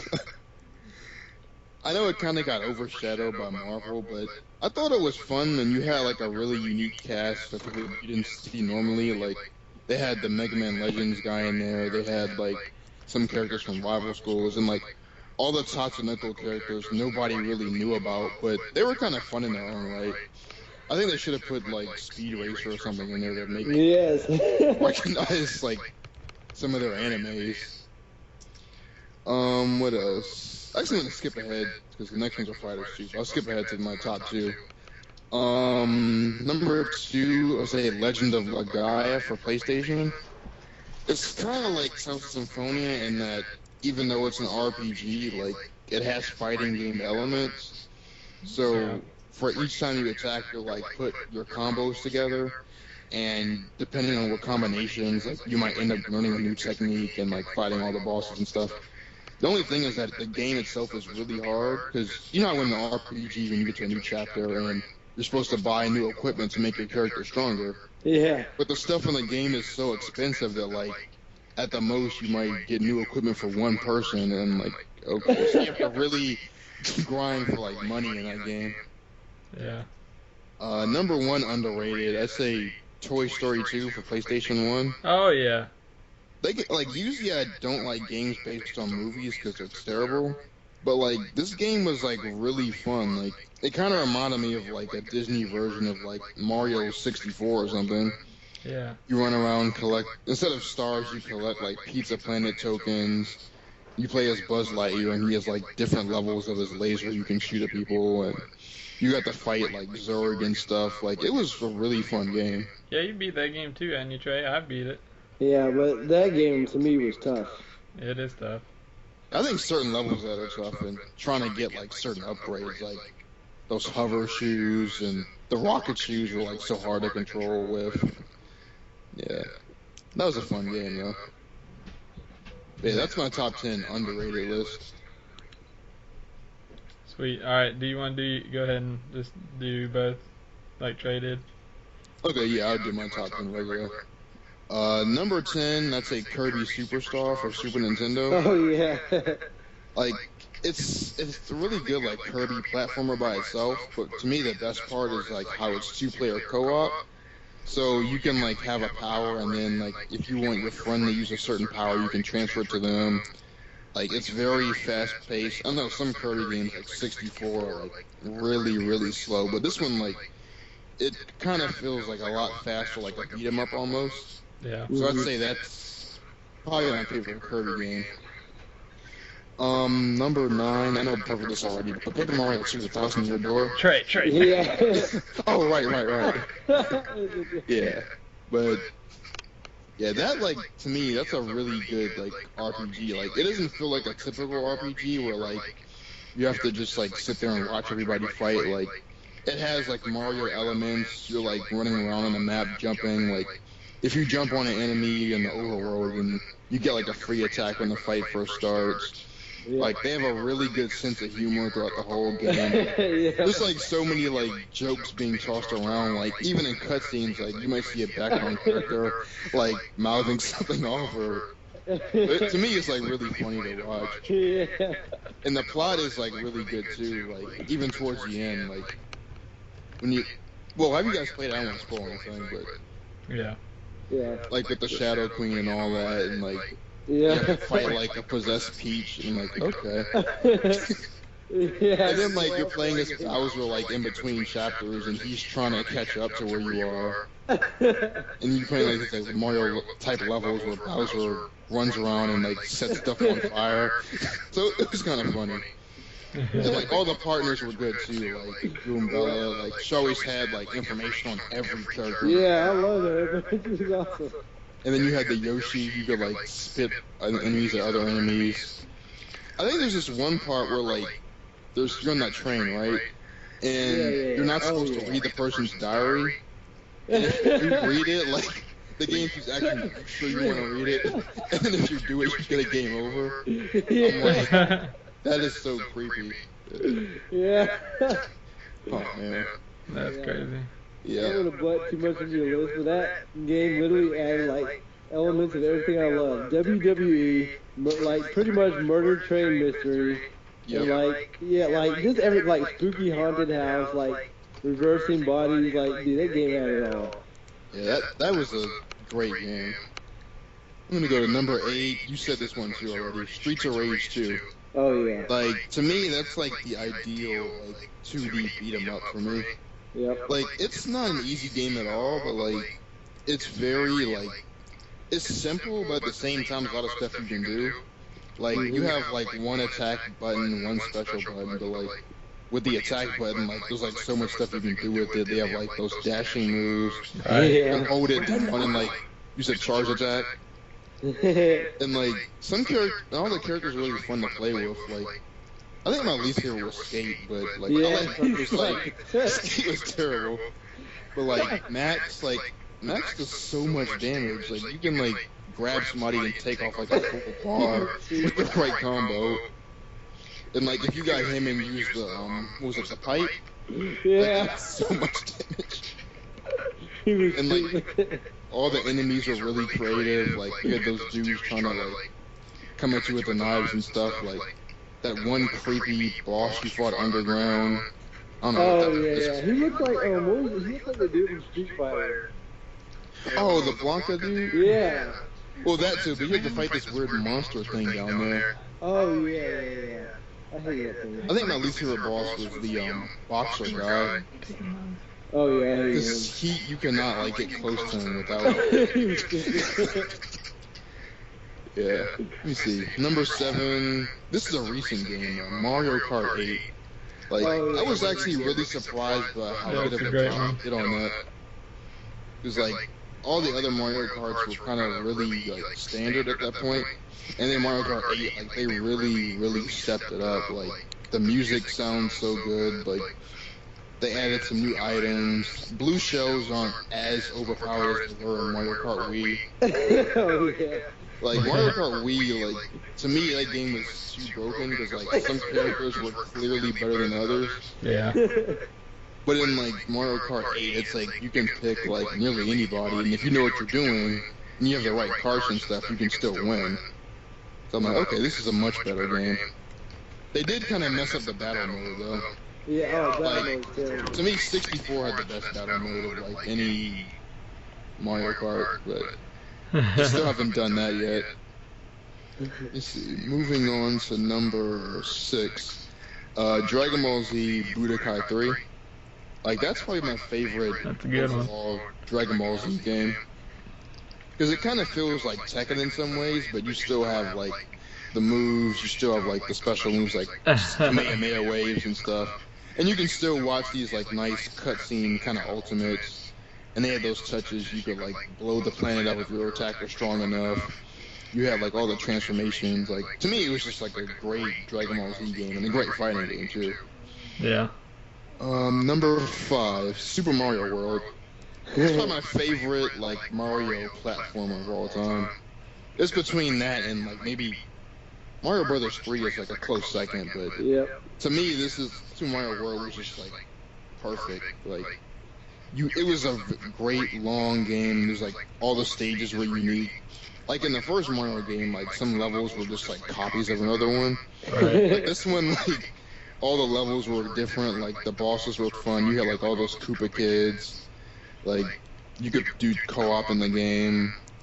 What else? The Bowser fight was really fun, even though it's kind of hard. Like when I first played it, because he's in that like Koopa clown car. And you're trying to like throw stuff at him and knock him off of it. But yeah, that was a good game, and the cape was fun too. Bluefire loves spamming that thing. Oh yeah. Let's see, number 4, Sonic 3 and Knuckles. That's one of my favorite Sonic game of all time. Like, you have like 3 different characters, the game is nice and long, like, it's like, what, 14 levels in there? Creative bosses, like, it's... and the stage design is great too, because like with the newer Sonic games, like, you make one mistake and they just kill you. Like, this one, like, if you make a mistake, you just have to take a lower path. They don't like kill you off or something. Yeah. Yeah. See, number 3, Street Fighter 3 Third Strike. To me, it's like the best looking Street Fighter game because the way the art's done, like it's all 2D. Like the animations are so fluid. Like pairing is a really good mechanic. You have like interesting characters. You still had like Ryu and Ken and stuff, but you also had like these new guys like Urian or 12 who were like really unique, but they were fun to play as well. What else? Number 2, Mega Man Legends. I like this one because it wasn't a typical Mega Man game, but it was really fun. Like when I first got into the series, the first game I bought was Mega Man Legends 2. And I was like, wait, this guy isn't Mega Man. I'm like, where's his helmet? Like, it's not like 2D shooting lemons at people and stuff. But it was a really fun game. You get to like explore different cities and stuff. Go underground, dig for treasure. Like, yeah, and the environment of the game is really good too. You get to meet different like characters, and you talk to them, and like they say different things, and then you get to like really feel like you know the characters after you've played the whole game. See, number 1, best game of all time, Mega Man X1. Like, to me, that's like the ideal like Mega Man platformer. Like, it teaches you how to play the game without like babying you like a lot of newer games do. Like you start out as like this character who has like really low health. You can just like jump and shoot like the old Mega Man, and then you run around collecting stuff. You get like stronger upgrades. You get armor. You get like more health. And then you beat bosses and you get their weapons as well. And like I also like how it's a little more mature than like the regular one, because like the old Mega Man, it's like a Saturday morning cartoon kind of plot. Like you're fighting Dr. Wily all the time. He goes to jail. He breaks out. Like the same old thing. But like with this one, like there's this guy who like he's corrupting different robots, and like he's kind of like this Darth Vader kind of figure. He's got the lightsaber. He has this like evil pet dog you have to fight first.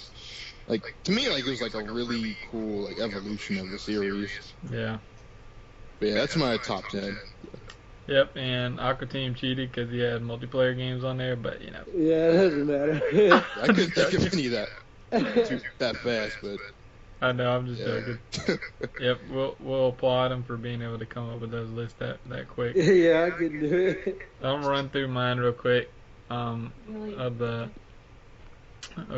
underrated games, my top 10 underrated games. Number 10 is Comic Zone.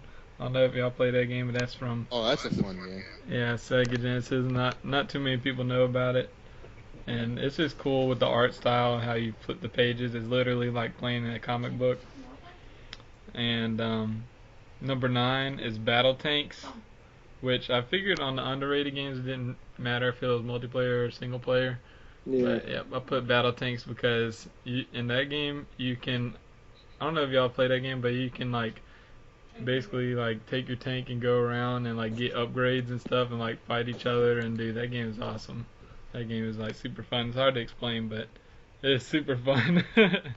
We play that game for hours, like me and my brothers and cousins. And the next one is another one we play for hours, which is Army Men, the Sarge series, like all that series. That game is deceptively fun, like those games, because you know you say like you're chilling on the toilet paper roll, and you can like snipe people when they're on the toilet lid and stuff like that. Yep, it's hilarious. And say you grab the flamethrower, and the flamethrower is like OP, and it just melts. It just like instant kills you, like melts you. Dude, that thing is cheap. And dude, yeah, you can find all these crazy spots, and like I don't know, that game is really fun. Like all those games are fun. They are awesome. And another one, okay, the next one is Mario Strikers. Yeah, I bet. The first one or the second one? The first one. Okay, the first one was fun, yeah. The first one is the best one. The second one is a little broken, but the first one is awesome. The first one you can play for hours and has like the simplest controls ever, and like I don't know, it's just something magical happened with that game on accident. It seems like that game is. This is broken if like somebody picks like Super Team. Yeah. Like, yeah. Yeah, don't do that. But it's hilarious seeing like the toads getting checked into the electric fence and stuff. The game was so violent. I was gonna say, didn't we play that like either sometime at like either your bachelor, no, not your bachelor party or something? Like we played that and it was like just stupidly like, just like feelings were mad. Everybody was like getting crazy and heated. Yeah. Oh yeah. Oh yeah. Yeah, that game would get intense. But the next one I wish Blue Fire was here for, and that's Pokemon Puzzle League. Oh man, I think that game is super underrated because of the hilarious voice acting that's in there, for example, and then like Red Hot or Ready, Red Hot or Ready, or Lieutenant Sage, or like, you know, all those guys, like classic from the Pokemon anime, the first season, and like, you know, it's like basically Tetris Attack with Pokemon, which makes it awesome. And like you drop blocks on people, and like the music gets super intense as you're getting closer to the top, and it's crazy. It just makes people mad, hurt feelings, and all that, and it's awesome. It's like super competitive, awesome game. Okay, the next one is X-Men 2 for the Genesis. And that game is super fun. It's super fun to play by yourself, but it's also really fun to play with a teammate, and you can pick like the classic like X-Men characters, and you unlock more as you go along. Like, dude, I remember the first time we got to unlock Magneto, and we were going ham with him. But yeah, that game is awesome. And I just remember this one level where you're going through it all, and then it like, you had to rush out before it blows up, and it's crazy, dude. That game is awesome. Super unforgiving too. You played it? I played on emulator. That was the only way I could play it. Yeah, that game is awesome, is it not? I don't know how y'all got to Magneto without an emulator. We got there without an emulator. That game is insane. Yeah, well, I probably played it 100 times. That's why. But I didn't beat it until I got an emulator though. But yeah, even still, that game is ridiculously awesome. And then above that is Aladdin. That game, Aladdin. The Nintendo one? Yeah. Oh, man. Yeah, / Genesis 1, because that's where I played it. But that game is awesome. And then when you get to that other level where it's like the prison or whatever, and there's all those chains and stuff, dude, I hate that level, by the way. But, yep. I always got stuck on the fire level where you're like escaping the lava. Yeah, with the carpet you talking about? Yep, yeah. That game is awesome. Anybody who hasn't played that game needs to go play it. But my number 3 is Rocket Knight Adventures. And that game, apparently Papa Chronos played it, so I guess it's a fatherhood thing, but yeah. But yeah, you gotta play that game. That is also for the Genesis, and that game is super awesome, but it's really tough. It's really, really tough. And you just like get to go in carts and go like get a jetpack and do all these kind of crazy things. I don't know, that game's awesome, and like the bosses and levels are super hard. It's unforgiving, but it's still awesome. And my number 2, it's like I said, I had some multiplayer ones on here. It's Fighting Force. And Fighting Force, you could play on the PlayStation, I think, but I played on N64. And it's like basically a game where you could play like up to 4 people. Like you go through a level. It's kind of like Streets of Rage or something, but it's like a 3D game. So you're picking like all these guys, and you're just beating up waves of bad guys going through the levels and stuff, the missions, and it's awesome. And then my number 1 is Urban Chaos. Urban Chaos is the first game I ever played online, and that game is awesome. It's a first-person shooter, and there's like all kinds of stuff. Like it's like basically like you got riot shields, you got like little Uzis and like Molotov and stuff, and like there's like certain levels and stuff on there. But that's like when I learned about doing an online community, because there's these crazy guys like NWO that they would call themselves a clan, and so me and my brother and like cousins created the Cox clan, and we would come on there and like beat them up, or we like change our tag to be NWO too and beat them. And it was hilarious. That game is awesome. That game is awesome for the online. And I bet everybody's gone there now. But apparently there's this guy on there who's like paid killer was his tag. And he would like, everybody would be like, he went to jail again. And we'd be like, what? Yep. So he was crazy. He was a crazy guy. So I think he really was a paid killer. But anyways, that's beside the point. Dude, that game was awesome. We would go ham on that game. Okay. And so for my top 10 games of all time is number 10 is Wind Waker. That's pretty self-explanatory. It's Legend of Zelda Wind Waker. It revolutionized like how Zelda games look and all that, and like it's completely different. And I don't know, it just has this feel about it. It's like just awesome feel about it. And even though it had the part where you like, that's like the only game that had the pieces where you chase the Triforce pieces, which like several other Zelda games have. And that game I was still able to do it just because it looks so good and it's so fun. Like that game is like, I don't know, like where you get to that part in Twilight Princess and you had to go get the 8 pieces. Yeah. I couldn't do it in that game, but in Wind Waker it was worth it. Because Wind Waker's awesome. Number 9 is Spider-Man 2, because Spider-Man 2 kind of like revolutionized like movie games forever to actually be worth something. Like there's still plenty that aren't, but it was like the first one that I remember that was worth something until AquateamV brought up Toy Story 2. But anyways. Well, that was a really good game though, like Spider-Man 2. Yeah, Spider-Man. You could explore like New York City and all that. Yeah. Yeah. I love that game. I got like every little thing in that game. It was awesome. Like it was fun just to collect like the little stuff like all over the city. Like somehow, even though they're just these little tokens that are worth nothing, it was still fun. And then number 8 is probably my favorite Mario game of all time, which is Super Mario Sunshine. And that's like one of the only like big Mario what do you want to call them, RPGs or whatever, that beaten like when you talk about your Mario 64s and your galaxies and stuff like that. But yeah, Sunshine was just like really different and really cool ideas and stuff. Even though it gave us the flood for AquateamV to use. Smash Bros. That's okay. So did you actually like 100% that game? Yeah, I beat story mode. Yeah. Because I didn't try to get like all the stuff, but like I tried like most of it. But it was like those blue coins were, man. Right. Yeah. Trying to find all those, I'm like, no. Yeah. Hopefully they'll come out with a HD remake of it or something. And I don't want to get into this, man. There's something about Sunshine I just didn't like. I like the main. I think they had the best hub world. Yeah. But man, there's just some levels, like especially the earlier levels, I just didn't like. I don't know. I kind of want to try that new one, 3D World. People were saying. Oh yeah. Well, moving on to my number 7, which is the early Sonics.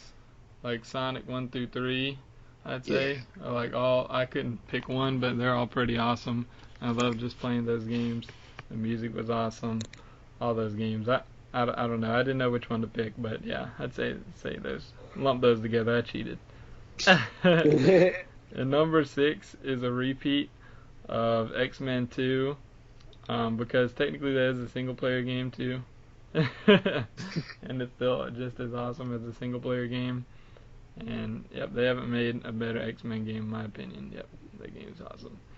And then I gotta say, not getting this, but what about that? What's it called? The series on GameCube and PS2?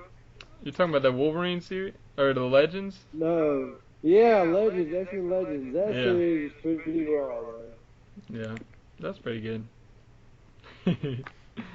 Alright, and then at the next slot, where am I at?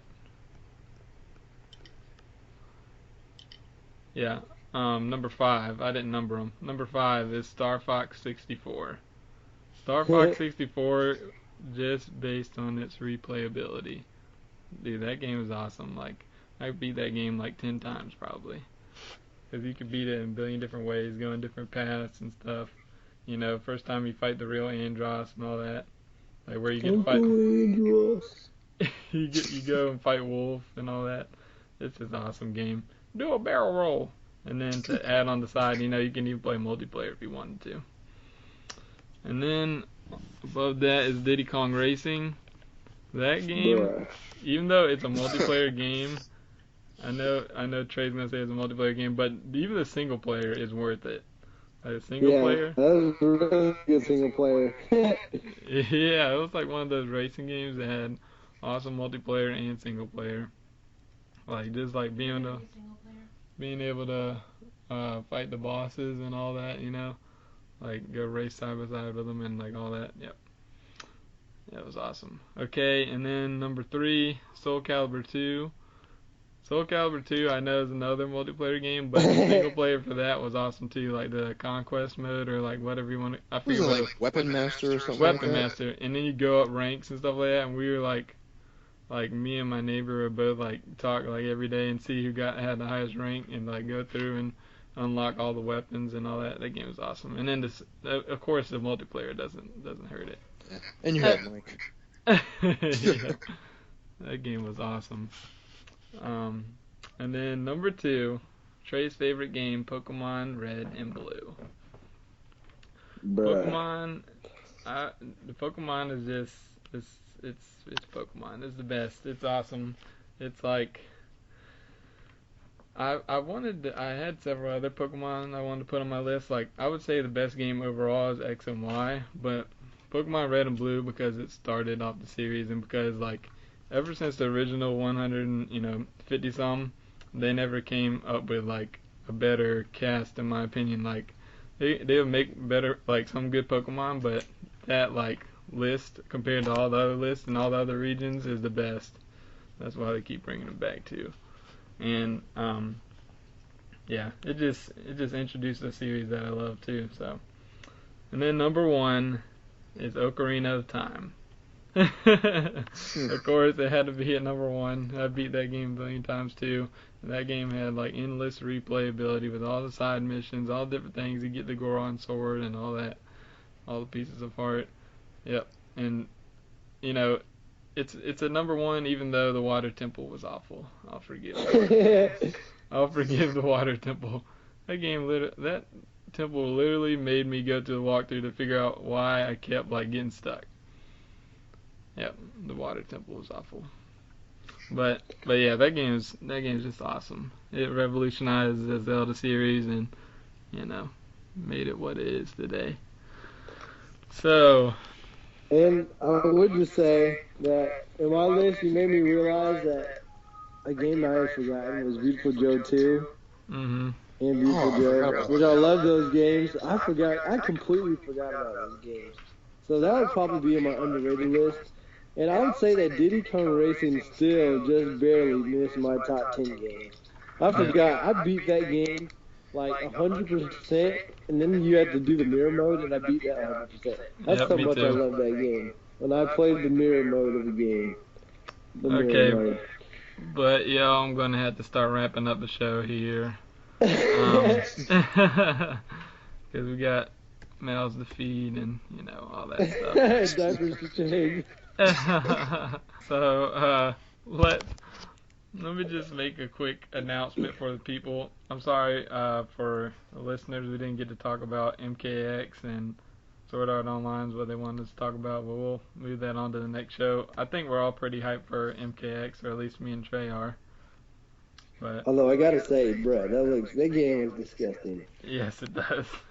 It looks disgusting. And I might never play it because I don't have the actual, you know, I don't have PlayStation. But anyway, so I was gonna make an announcement at the end of the stream, which is there will be a TK Smash Bros. Tournament when the tournament mode comes out, which will be coming with me too, which hopefully will be sometime soon. But I'm going to be hosting the we're going to be hosting the tournament, and for the prize of that tournament, you are going to be able to guest star on the TK podcast if you are a winner of that tournament, which is a high honor. Okay. And I'm also going to come up with some other prizes for that, but that's coming in the future. And we also wanted to just promote, you know, I'll first let our guest promote all his Twitter, YouTube, and whatever else you want to promote, AquaTeam. Yeah, Twitter, just follow me, same name, AquateamV3. Of course, YouTube, I got that too. I upload different games, some Mega Man games, some Dragon Ball Z fighting games if you're into that, Street Fighter. So I'm a really big like fighting game person now. So if you're into like looking fighting game tutorials or different matches, and yeah, check my channel out. And let me just say that he's really good. So, yeah. Oh yeah, learn from the sensei. Take the opportunity. All right. You wonder why we're good? He was our sensei. Yeah.